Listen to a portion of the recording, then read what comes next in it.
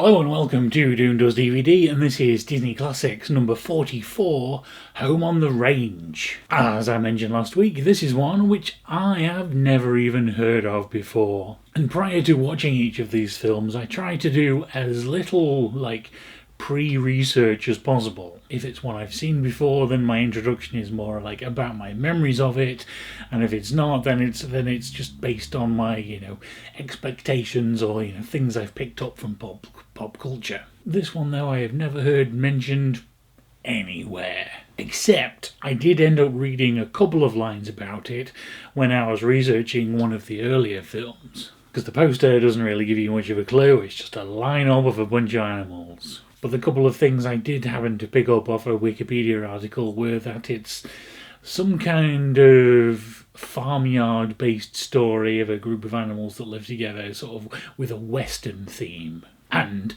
that it did pretty terrible at the box office. I do notice that the poster happens to say featuring new music from the Academy Award-winning composer of The Little Mermaid and Beauty and the Beast, which I guess means they brought Alan Menken back, but I've also never heard of any of the music from this, so that's probably not a good sign. So it's looking like we've got something that's apparently a Western, which, while I've got nothing against really, it's not really one of my favourite genres. We've got new music, but it seems to have gone pretty forgotten, and we've got the knowledge that this didn't do very well financially.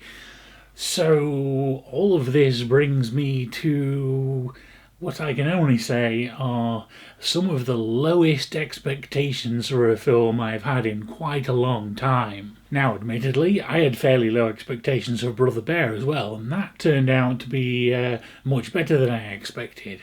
But somehow I'm not thinking that that's going to be the case this time round. Hopefully I'm wrong, but let's dive in and find out.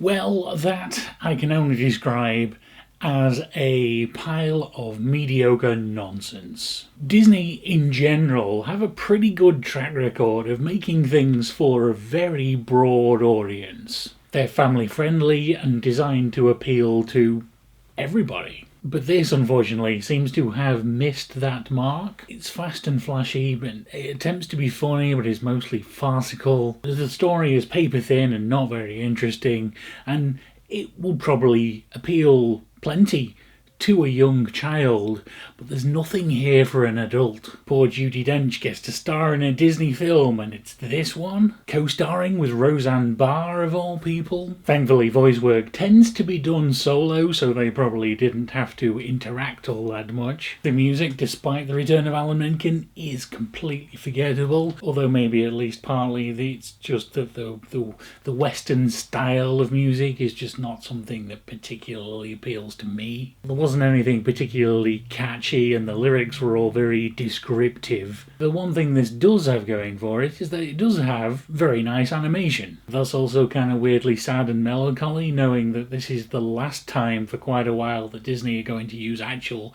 pencil and paper for the animation. We're about to head into the completely computer-generated era, and so to end the traditional era on such a low note is kind of sad. And that's about all there is to say about this one, so I'm probably going to keep it short. It's a bit of a disappointing end of an era that's probably good for kids, but not much else. What are your thoughts on Home on the Range? Tell me about those in the comments down below, and I will see you again next week with Chicken Little.